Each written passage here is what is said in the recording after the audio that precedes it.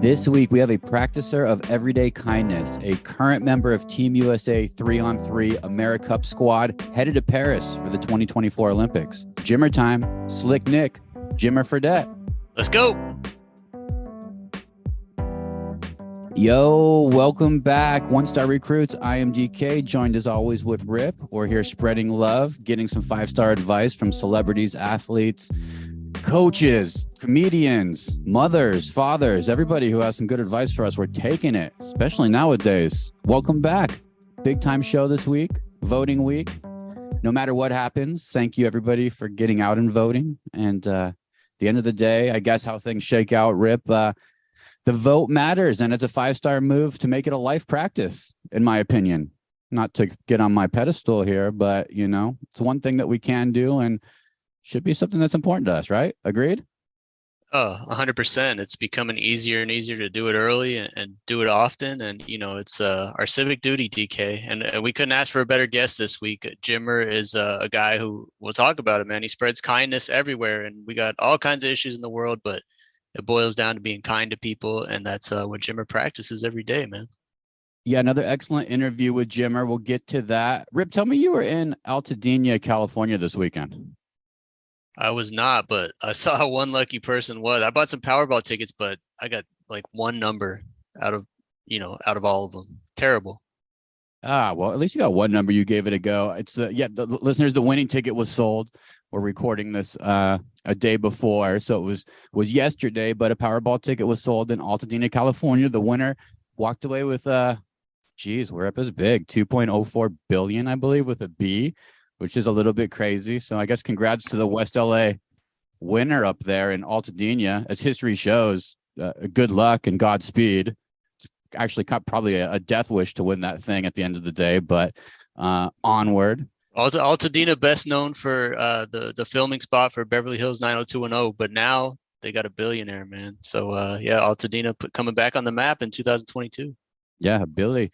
Don't feel bad, listeners, too. The lottery is simply a tax on people who don't know math, essentially, is what that is. So don't feel bad. You have a better chance of literally shitting your pants while driving in your car and winning free food at your favorite restaurant all at the same time happening before winning this thing. But we'll see what happens. It's like it's a math game, Rip. Was that a buzzkill? No, it's everyone knows, true, man. It's like one in like 294 million odds. So it's a very one-star odds, DK. One-star odds. I had a wonderful weekend, man. I got our NHL expert in front of the podcast, Seymour. He's here in Hawaii with his beautiful family. Great to meet up with listeners and friends always, man. I know you saw a couple pics. You jealous? Yeah, I mean, you sent me a couple pics from restaurants. I did see a picture on a basketball court, though. It looked like you were playing basketball with a kickball or something. But yeah, I took them to Kapalua. They're not as interested with basketball as they are with pickleball now. Everybody's pickleballing. So basketball took backup quarterback duties, and with that said, they weren't even dodgeballs. They were basketballs that were so weathered they had become gobstoppers. We were very much playing basketball with large gobstoppers. It's hard to shoot with a gobstopper, a lopsided ball, a kickball. But did you guys play one-on-one or what? And no, he's got his kids out there, so we're chilling, just shooting, having a good time. It's good. I got to keep my eyes on Seymour. He's an NHL insider. He's in Utah, plays a lot of puck, a lot of hockey, but he's looking like a White Walker out here with his skin tone. He's very, very white man, very Scandinavian man. So I got to keep my eyes on him. I can't let him get. He thinks he's building a base tan, and this makes me nervous. I got to send him home with some aloha spirit, not looking like a lobster, Seymour. So I'm keeping my eyes out for you. Yeah, so Seymour was out there. I know you spent some time with him this week, like you said, and you had a kind of a distracted week, man. I texted you yesterday. You were like at the polling place, I think, turning in your ballot, but I texted you that my kid is having a fundraiser at his school, asked you to donate a couple bucks, and you texted right back. I think you were out doing a couple of things, but this is our one-star moment of the week, DK. Can you explain exactly what happened here? And then I'll follow up on this because it's kind of hilarious to me. Yeah, we do these one-star moments of the week. We all have them. Rip and I are more vocal about them, especially when they happen to each other, because, there it is right in front of us. So, yeah, Rip, you put an awesome video together. Your eldest son did a great job telling about he's running some laps for raise some money for some equipment for school. All good. And then you have the options to donate. And it was like 250, 5, 10, 20, or fill in the blank. That's what I saw. And yeah, I was standing in line, dropping my ballot off. And I got bad eyes and I'm working off my iPhone. So what I just saw was that I was like, I'm just going to rather give $25. That seems like a round number. He's trying to make $200. We'll do that. Go through it, put in my credit card, feel good about myself, drop my ballot, get back in my car, take a quick look at my email. And I've essentially set up your kid to be the record holder for laps at his elementary school because it was $25 per lap. And it looks like this dude's set to run 40 laps, bro. So that's like $700. You meant to donate $25, which he appreciates any donation, but $25 flat fee, but you put in $25 a lap. And a little bit of the aftermath, DK, there's like a leaderboard on the website, and the thing just started yesterday. So I go in there after that. I'm like, holy shit, DK donated $25 a lap. Yeah, you do the math. Like you said, it's 30 laps. It's $750 you committed to. My son is like far and away number one in the school off the per lap off your donation. So you look at the leaderboard for his entire school of like 700 kids. He's up there at like $30 a lap because of your donation, looking really good. And then panic set in and you had to email the company and get it changed and everything else. So for a hot minute, he was like the talk of the school, I think. Maybe we set pace for other people donating high. Should we just have stuck with it? I mean, it's not going to kill me to donate $700. Is it? Did I panic back? This is something maybe the podcast could have just handled and made him the star of the turkey trot. No, I think the good thing is that we got out in front of it pretty quick to where he didn't even see it. So I saw it, and then I texted you right away. I said, "Hey, man," I said, "I think something's wrong here. You're in for like $750, so you got it changed. Thankfully, it's back to the $25 flat fee. What he doesn't know won't hurt him, and he's still going to get a good amount." Yeah, so one star, moving so quick. I was like, I've seen these before. What is it too? But the amounts were so low that I was almost offended by the dollar amounts. And you got to read the fine print. Can you, Rip, send that out to all of our listeners? Can you post that so people can donate and help them raise some money? Yeah, I'll post it up. Last year, they raised like $40,000 to get an electronic marquee billboard that can, display messages and pictures and all that. So they put that up this summer. It looks amazing, and they do this every year. It's the biggest fundraiser of the year. But yeah, 1-star moment of the week for you, DK. I had a pretty good one too. I was one of my buddies, actually a parent of one of his classmates. He asked me. He was kind of talking about his softball team. And he said, "Hey," he said, my coach is in Europe this week. They play a co-ed, like over 40 softball league. And I said, "Hey," I said, if you need anyone, I can dust off my equipment." And sure enough, the next day he's like, "You ready? 12:45 on Sunday." DK, everybody knows I was a big time co-ed softball player back in the early 2000s, but I haven't played a game in like 8 years. So, I'm 44 now. So sure enough, I was out there in center field, and man, I had the biggest 1-star game ever. I started off pretty well. I hit a laser to center field, and then I was like, "Oh shit, I might be able to get a home run off this." But sure enough, I'm running to first. Bam! I feel my groin pull off, and I just slowed down. I made it to third base, but man, I was done for after that. I was trying to hide it. The next couple innings, I lost the ball in the sun. I ran into a chain link fence trying to chase down a home run that went way over the fence. A girl goes, "Fence," right before I hit it, and just banged my knee into it. That was my now I'm limping around Long Beach with a pulled groin, DK. So that was my 1-star moment of the week. Just a 1-star softball game for me. Yeah. Did you try too hard, you think? Is that the thing? You think you just should try too hard?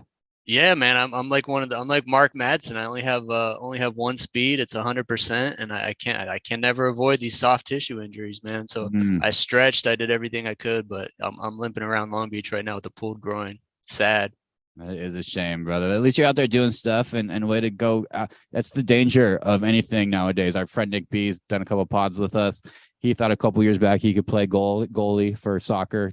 I think it might have been men's league. I'm not even sure. It might have just been a couple friends, big ACL tear. So be careful, 1-stars out there and 1-star listeners. It can be. This is the age where it happens.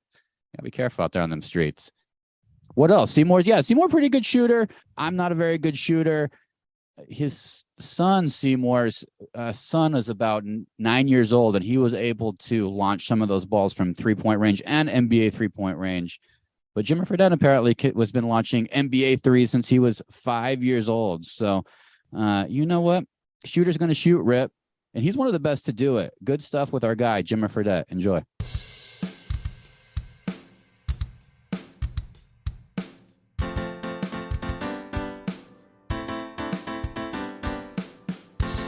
Now joining the One Star Recruits podcast, we have a husband, a father, a native of Glens Falls, New York, a member of Team USA's 3-on-3 AmeriCup squad this month in Miami, and a guy who was recently completely exhausted by a trip to one of my favorite places, Disneyland. Jimmer Fredette is in the house. Jimmer time. Thanks for hanging out with the One Stars.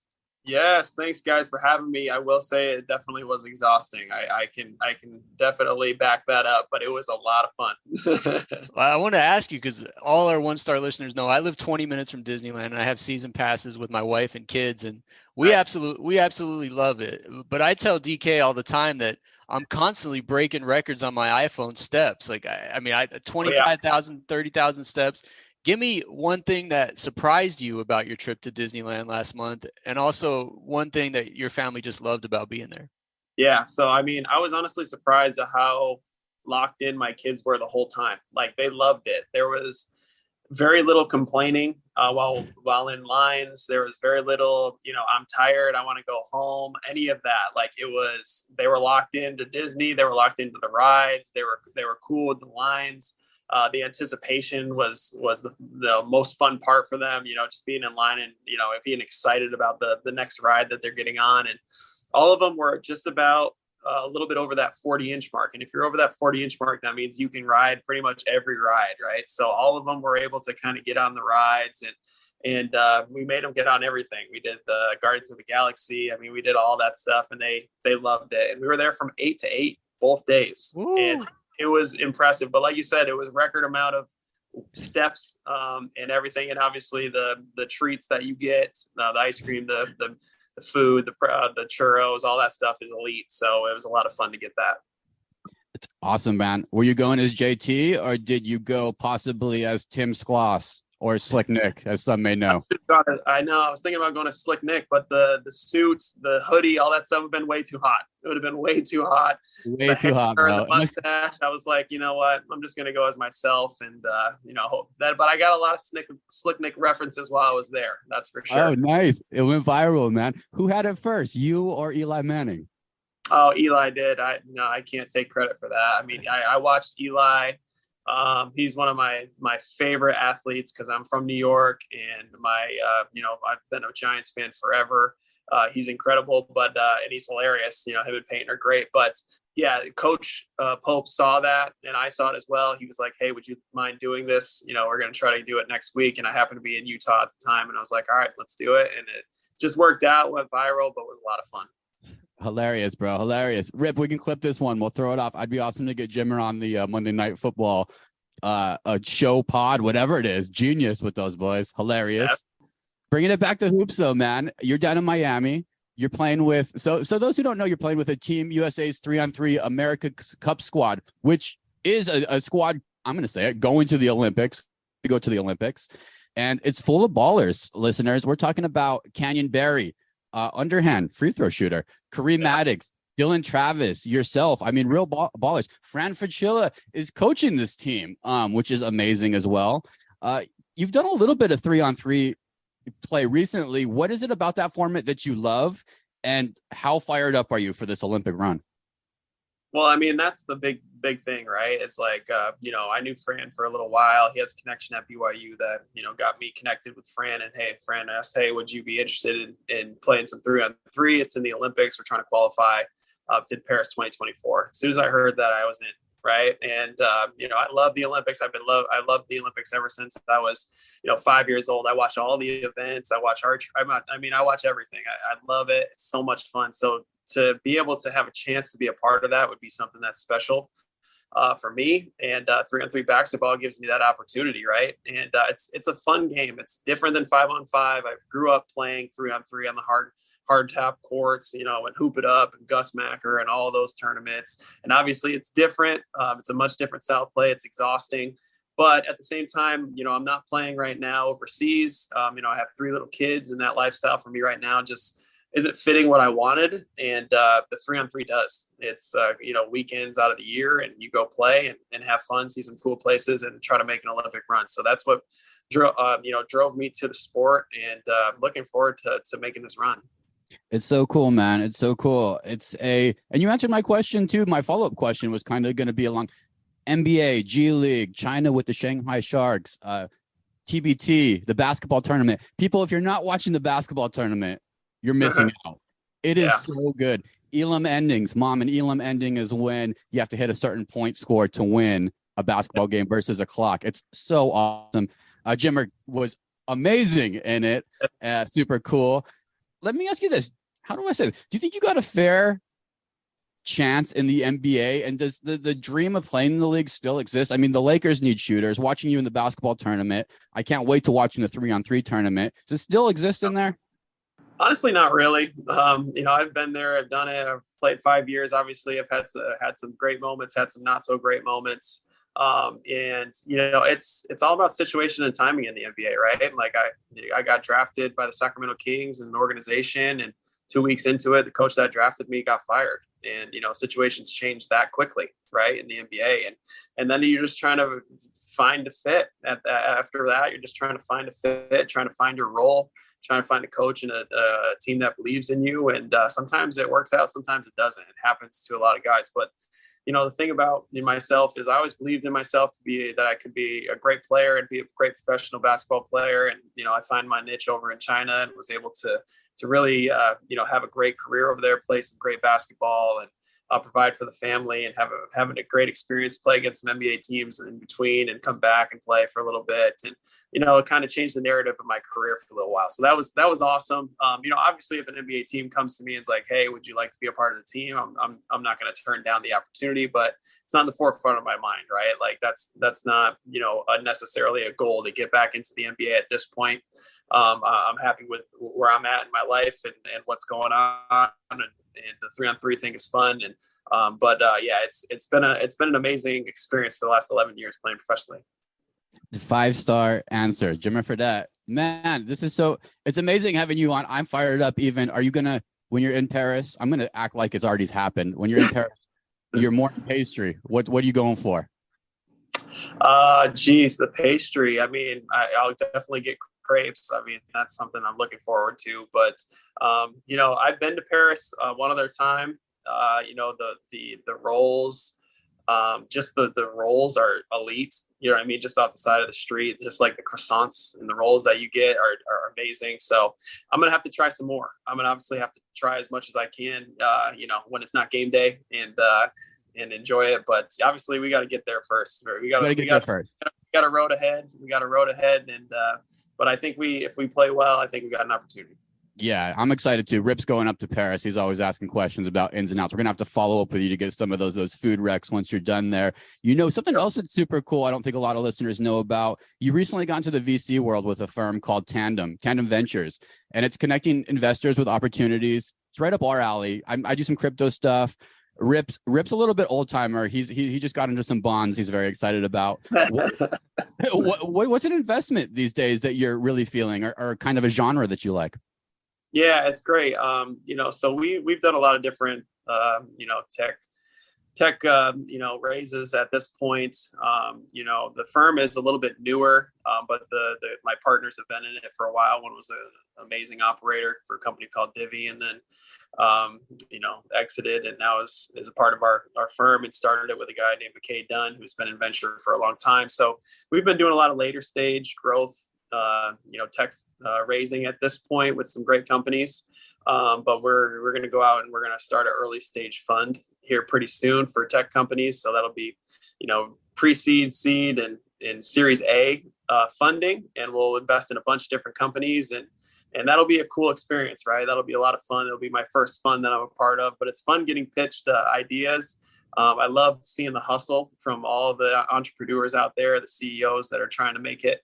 Obviously Utah is a big spot for it. It's a really big tech hub. There's a lot of different unicorns out there that have been successful and have grown, and kind of that entrepreneurial mindset. So I've enjoyed it. I've been able to, tap into my connections and people that I've met throughout my career and find some great people and kind of reconnect with investors. And it's a new challenge. That's a lot of fun that I've really enjoyed. So cool. I bet you'll run across some dad products now that your eyes are open to all that stuff. Definitely some sports tech stuff will exist. Yeah, Utah's super hotbed for apparently pro basketball all of a sudden now too with the Utah Jazz. Get your tickets while you can. Listen. Unbelievable. Playing great basketball. Great basketball. It's fun to watch. I mean, I have a lot of friends that are Utah Jazz fans, so I get on the feeds all the time, and it's amazing. It's honestly amazing what they're doing out there. And Will, their coach, he's elite. He's really, really good. I was with him for a little bit when I was with the San Antonio Spurs, and he was there, and just a good guy, but knows basketball. And I think they're going to be solid. I'm not sure if they're trying to win or trying to lose. I'm not sure if they're happy at this point. You know what I mean? But we'll find out. You know what I mean? They're playing really, really good basketball. Yeah. Fun to see. Something's cooking in Salt Lake City. It smells a little bit like culture. I'm not sure. You know what I mean? So we got that going on. And then you are heavily invested in Generosity. It's the Fredette Family Foundation, and it exists to strengthen families and youth. It really boils down, Jimmer, to kindness, which is so tight. And it's something we can all use a little bit more of. Here. Let's get to the grift of it. Let's share with listeners a way that you practice kindness on a daily basis that we can also tap into. Man, it's really as easy as just simple acts of kindness. I mean, opening a door for someone, helping them, if something drops off of their grocery bag, whatever. Saying hi to someone when they're walking down the street, and just opening your mind up, opening your heart up to people. I mean, those are all just simple acts of kindness that we can all do every single day. That really could change someone's day. It could change someone's week. You never know what the person next to you is going through. And I always stress that to kids. You never know what's going on in the classroom. You never know what's going on at home. So if you see a kid that's at a lunch table by themselves, go over there and speak with them. Go over there and have lunch with him or her, and be able to, include people, all people in what you're doing. And I think that that's super important. So we're trying to spread that word of kindness. It's just as simple as being nice to someone and helping out. Those little random acts of kindness snowball and makes the world a better place. It's like inside the gates of Disneyland, the happiest place on earth. We need to extend that outside, right? Exactly. Jimmer, we close out every interview with the segment we call 1 star to 5 star. We mentioned it. We're 1 stars. We're trying to get better with advice and tips from every guest we have on this podcast. So I want to go through a few questions that run the gamut on a 1 to 5 star scale. Let's say 1 being the lowest, 5 being the highest. Okay. My son Wesley is just starting out in his basketball journey. He's 6 years old. He's a little tentative, usually passes the ball right away, gets kind of intimidated by bigger kids. And you have 3 young kids, like you mentioned, and you yourself, you started out playing at a very early age. What's one thing that helped you growing up, or maybe a piece of advice that you would give to young hoopers to help with that confidence or just being more aggressive? Yeah, no, I would, for me, how I grew up playing is, I played outside, but I also played against older people always. Like I was playing against my brother, pretty much all exclusively with his friends. He was 7 years older than me, him and his buddies. So it was tough going a lot of the times. I mean, they'd block my shot. They'd throw me in the fence. And they didn't care, right? They would do all that stuff, and it just makes you tougher. But it also, at that point, it's like, hey, don't let it get you down. Understand they're older than you. You just got to keep finding a way. But then once you go and you play against kids your age, it's going to feel a lot different. It's going to feel a lot different. So it's, trying to play against the best competition you can find, playing as hard as you can, playing as best as you can, and then go working on your game. And then once you get into games that are, kids that are at your age or your level or whatever it is, I feel like you'll have an advantage. So that's something I did for sure when I was younger. I love that. It reminds me of being in the on-deck circle in baseball, that weight, you have the weight on your bat. And then when you take it off, like playing against the older kids, and then when you take it off, playing against kids your age. Yep. Speaking of those young ballers, I always want to ask how accurate some of the Wikipedia stuff is, and your page in particular, because we have a listener, Paul O'Brien from Burlingame, California. He's the biggest West Coast Conference fan out there. And he noticed that your page said that you were hitting 3-pointers at age 5. I don't see how that's even physically possible. Is that true? I was actually. I was. Wow. It was funny. Again, playing with older kids, right? So, yeah, played with my brother out in the backyard, and they finally implemented a rule because I was getting my shot blocked all the time. Like I said, I was so much younger than them, right? Like I was just out there playing. I was getting shot blocked. They implemented a rule that if I shot it from a certain distance, that they could not block my shot. So it was a far shot too. So I just started like practicing that shot from young age, and I would just start hucking it up there, right, and try to get it. And then I was a pretty big kid. I was a little bit stronger, as a 5-year-old. So I had strong legs, and I was able to kind of shoot. So I started shooting that shot, and I started making it a lot. And then I was a real asset on the backyard hoop, right? Because like they couldn't block my shot, and it was far away, but I was making it, right? So I started shooting when I was super young, and my dad, we'd always have like our first grade or second grade team that would come out and play against, some of the local kids, and they would be like, "Hey, are we counting threes today?" And the coach is like, "Threes? We can't even shoot a layup," And my dad, "Okay, well, it's up to you." So it was a lot of fun. But yeah, that's how I started younger. But I don't recommend that necessarily for kids because I was bigger and I could get it to the rim, but I would start a little bit closer, get your form down. As you get bigger and stronger, you'll be able to naturally move backward. And just for confirmation, we're talking 10-foot hoop here, right? Yeah, it was a 10-foot hoop. I mean, I was hucking the ball. That is amazing. That's truly amazing. Yeah. Back to the international thing for a second. We've had a few hoopers on this podcast who went from being big stars in college to kind of battling for those roster spots in the NBA. We have Marcus Howard from Marquette, Jerome Randall, who's Cal's all-time leading scorer, and then more recently, Taco Fall, who we see playing in China right now. You were in a little bit of a similar situation when you made the leap over to China. And it really is a major change from growing up here your entire life.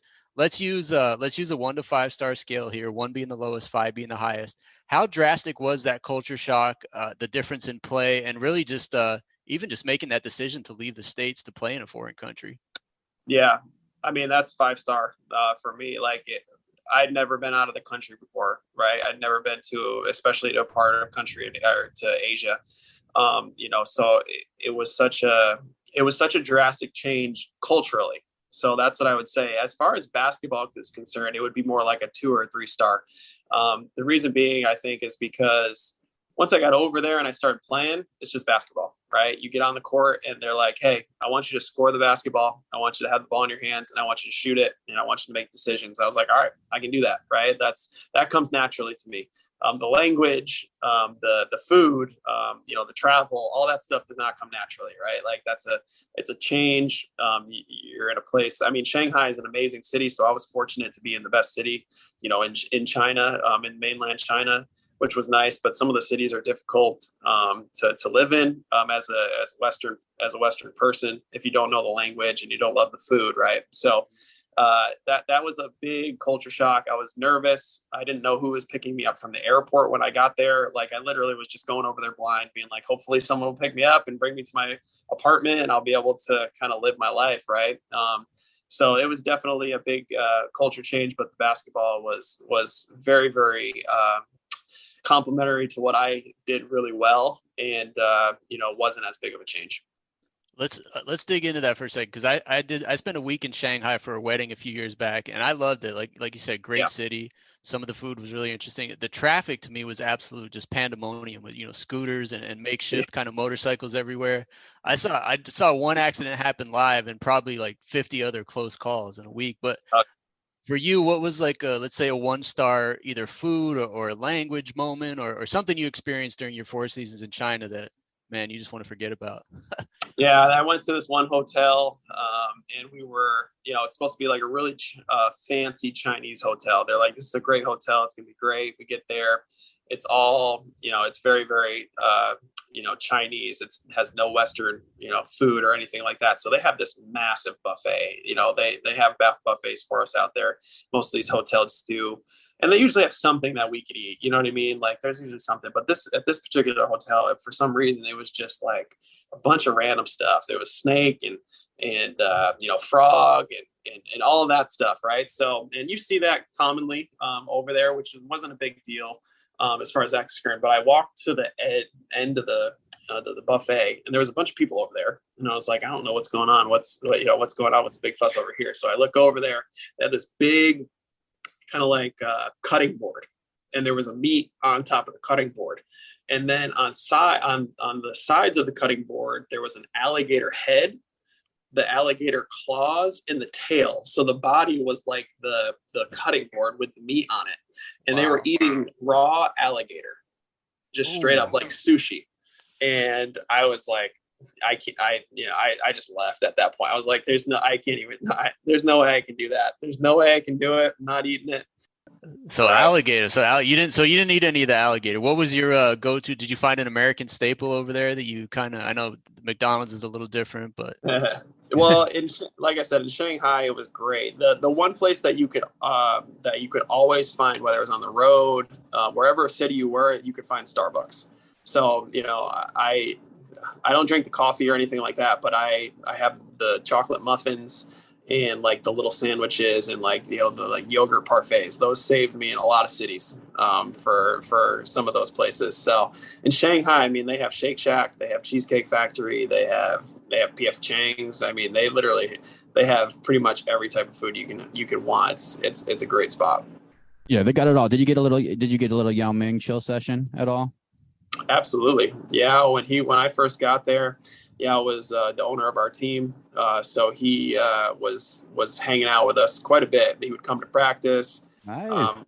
We would go to dinner. I got to know Yao pretty well, and what an amazing guy he is. Honestly, he's an awesome human being, good person. And now he's the commissioner of the CBA. So he's doing well. You're an awesome guy, Jimmer, and I think you need to write a book, probably a children's book if you haven't already done so. Your life's amazing. I have not yet. So one day. It's got to be on the docket, man. You hit us up. We got some connections. We can get that party started. But it's we want to thank you, man. Thank you for being so inspirational for all of us. And Rip and I like to go to Vegas for the March Madness tournament and just virtual fist pound on kick-ass tournament during those times. And I just want to give you some appreciation, man. Well, I appreciate it, guys. It's been a fun career. I appreciate all the fans that have supported me throughout the years. It's been a ride, and we got a couple years to go still. So, stay on board. Appreciate it. I love it. Everyone go follow Jimmer's journey in Miami this month with Team USA and beyond. And you can find him at Jimmer Fredette on Twitter, and it's at Jimmer Fredette _32 on Instagram. Check out Jimmerosity.org. Catch up on all the things the Fredette Family Foundation is doing to spread all that kindness. Jimmer, it's been great to see the success you've always had and the career you've carved out for yourself. Thanks for all the memories and keep doing good and spreading joy out into the world, man. Thanks for coming on the One Star Recruits. Absolutely. I appreciate you guys. You guys are doing awesome. So thanks for having me on. All right, Rip, Jimmer Fredette, great interview, great gap. Practicing kindness. I want to come back to the end of this podcast and talk a little bit about kindness and some things that maybe we do. 3-on-3 though, interesting. I'm excited about the Olympics. Couple quick rules here, just so if you're wondering, Rip. I don't know if you know this already. We got one court, obviously, half court. 3-on-3 plus you get one sub. Very fast moving game, bro. So it's 10-minute game, 12-second shot clock, which I like. No break after scoring. So just take that ball out and no halftime, no quarters. So there it is.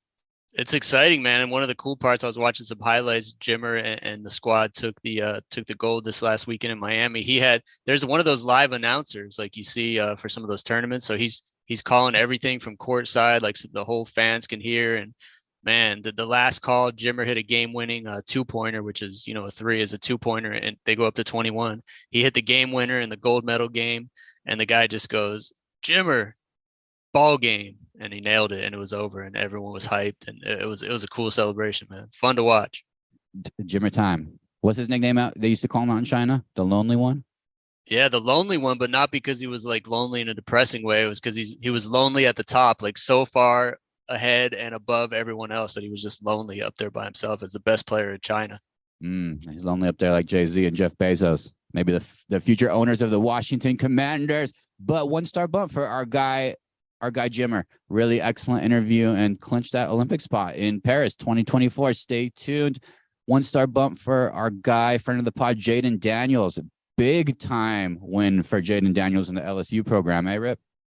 Yeah, they beat Alabama in Death Valley. They went for 2 in overtime and won it. I think the first time they beat Alabama in at least 10 years, I think. But man, what a move going from ASU, who's like 3-7 now, to LSU, ranked in the top 15, and yeah, doing big things for Jaden down there. Yeah, bumping all over town. We're bumping. What are you bumping? Anything? You bumping anything in your whip? Somebody told me that you started just for fun doing a little door dashing. Is this true, or is somebody lying to me? Are you is Rip getting a new cash flow generator going, or are you just growing mushrooms and delivering them or something? What's happening here? Dude, it's absolutely true. I've had this plan for a while. I leased a car literally a week before COVID started with 12,000 mile a year allowance. And then I stopped commuting to work totally for pretty much 2 years. So I got all of these spare miles, and my lease needs to be turned in early next year. So I started door dashing, man. I've done about 8 deliveries so far in the last week, and averaging like, I don't know, 20, 25 bucks an hour, easy money right around my house here in Long Beach. So it's interesting, man. You're picking up from Wendy's, Chick-fil-A, all these places. So, every time I have a free half hour or so, it's you told me DoorDash wasn't even a thing out there. I was surprised at that, because you used to order all the time. No, it is. Yeah, no, it is. I mean, it exists. It's just limited options. I don't think it's I think DoorDash wins when you have a big community, like a college community or a big community, and then you have a lot of options. It's just not a big thing, but maybe in Honolulu or some other islands. But I think that's smart, bro. You've always been good with your leased cars and watching your mile, basically not letting depreciate assets simply depreciate. What you're doing is you are either evening them out or generating money off these depreciating assets, like your leased whip, bro. So smart man. Yeah, it's interesting, man. I like the aspect of picking up from different places, delivering to different places, and all the the deadlines and trying to beat the estimated arrival times and all that. So, yeah, man, I got a $9 tip the other day, so it was pretty exciting. Shit, $9. There you go, Rip. Buy yourself I don't even know it's $9 anymore. Let's do a quick little NFL hitter before we do our Recs of the week here. NFL was really fun, especially the morning games. I think there was 4 games that went down to the last minute. Injury bug is totally here in effect. Looks like it might have got Josh Allen in Buffalo. The entire Chargers wide receiver room injured. Rip, we don't do it enough, and I know we have some Jets fans who listen to the podcast. Go ahead. Let's give 40 seconds on the New York Jets. Go ahead, Rip. Yeah, big win over Buffalo. I think Robert Saleh had an excellent defense over in San Francisco, which is pretty much why he got hired in New York. And it took a couple of years, but they're looking like a really good defense. I know they had an injury to Sheldon Rankins last weekend, but to take down Buffalo is no small feat. You just kind of need Zach Wilson to be that game manager, have a decent running game, and they're looking like they're playoff bound, which I don't think anyone anticipated at the beginning of the year. Yeah, totally, bro. Totally. I like that. Let's flip it. Same concept. Keep it going, Rip. This time, 40 seconds on the downfall of your guy, Green Bay Packers, and Aaron Rodgers. Hey, to me, it's karma, man. This guy is, he had all the vaccine stuff going on last year. He kind of wants attention to me. He's like one of those guys that wants attention, and now he's getting it for all the wrong reasons. I don't think he's terrible, but he obviously lost Devontae Adams, and yeah, man, they're not off to a good start. He needs to pull one of those press conferences that he spelled out the calm CALM or whatever it was last year, and yeah, he needs to pull one of those and turn things around, or the season's going to go down in a hurry for him. Possibly. Maybe he can change the spelling of calm to Keim, Keim. Steve Keim, Cardinals GM. How about a trade? Kyler for Aaron Rodgers. Imagine Aaron Rodgers with Hopkins and more. Think about that, listeners. I'll leave you with that thought. Cowboys coming off a bye week. Sounds like Odell Beckham might be getting closer and closer to that Dallas wide receivers room. I don't know why I keep saying wide receivers room, but giving a little CD Lamb some help.